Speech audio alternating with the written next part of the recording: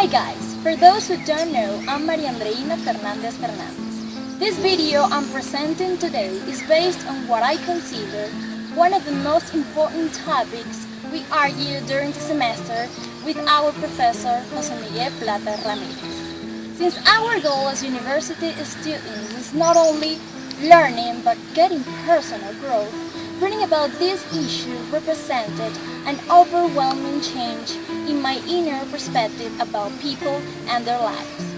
My fellows, it's an honor to present you my final project, Discrimination Under the Language.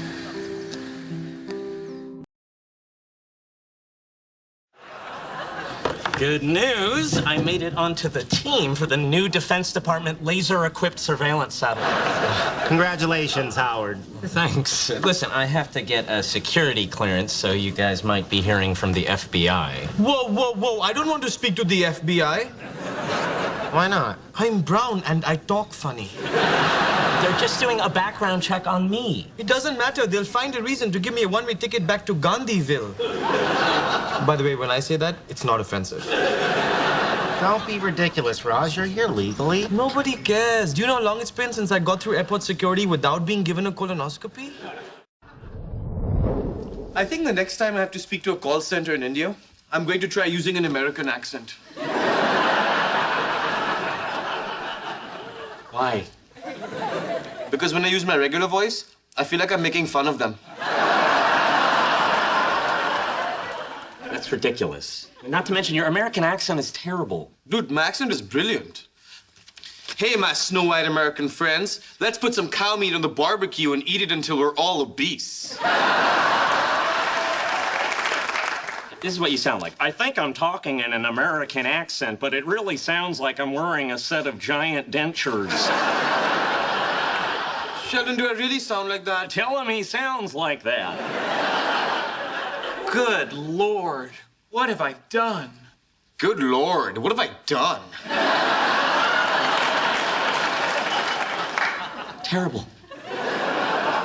All right, hotshot, let's hear your Indian. I can't sit on that elephant. My ass is on fire from eating all this curry.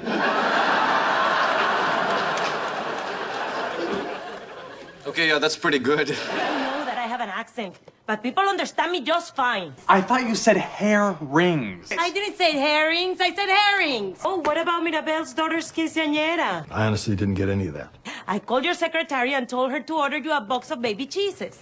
It's like Christian Silence reading room. We're going to the dropout. She means drop off. How do you say in English? Helicopter. You just throw them an Obama steak and you use the air bunnies. That doesn't make sense. It's ended. He even boxed with an alligator. Wrestle. I know what she thinks. A gold digger. But I'm nice, and I put on the sugar jacket to be the wind in his back, not the spit in his face. I am so confused right now. The last thing Manny needs on his first day of school is you under melting his confidence. And a gargoyle is a gargoyle. She means gargoyle. We can be even like a Steven. You heard how she said that, right? Yes. Yes. Yes. Jace. That's what I said. It's gorgeous in Spanish. El diablo. Mejor que su padre. Vámonos para el colegio. ¿Qué pasó? ¿Qué pasó? Privacy en esta casa. What? What are you talking about? What's the word? Curse my tongue! Okay, enough! You try speaking in another language. Everybody out of my house!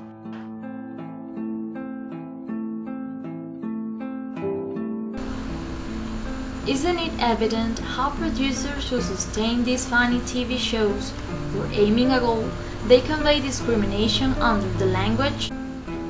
For them, those who are learning English as a foreign language, especially from Latin America, speak funny and are incapable for having a good pronunciation. Besides, English dialects are considered inferior to the so-called standard English.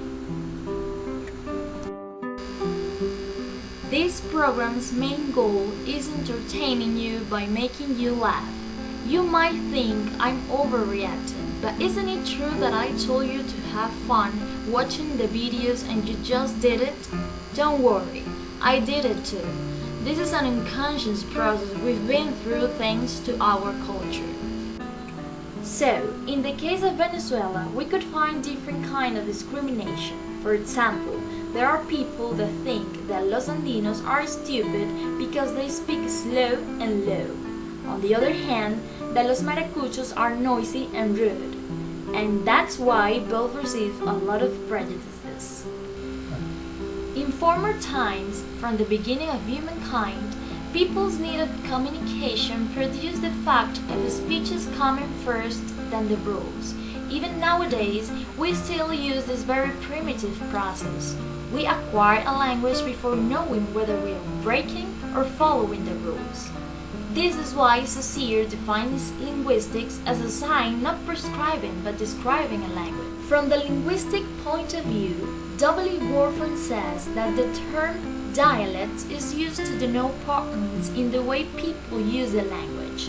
He also expresses that these patterns reflect the speaker's identity, and they are pronunciation or accent, vocabulary, and grammatical structures. Therefore, when we discriminate people on the basis of use of language, we are rejecting their identity. Wolfram emphasizes that dialects, as any other aspect of culture, come up as a result of diachronic social changes. An example that most people don't know is that a few centuries ago the pronunciation of ask as ats was perfectly accepted among the socially elite classes of England. But now, Black American people are the ones who use it, and hence they sound ignorant. Unfair, isn't it? A matter of power and hierarchy. According to Saussure, it does not exist a standard language from which the others derivate. Why? Because there is no standard identity. Actually, the world is full of multiple societies and cultures. Societies, in general, should promote the value of ethnic identities on the basis of acceptability of differences. Talking about social issues, Martin Luther King said, "I have a dream." Nowadays, I would like to add that I share the dream of one day racism and discrimination under the language disappear.